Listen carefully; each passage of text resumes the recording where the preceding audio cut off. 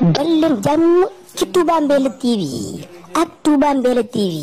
abonné wul nga daal di bës tous cloche notification bi rek lépp yemb vidéo bu dugal rek nga daal di koy mën a am en temps réel ak Touba Mbella TV dara dootul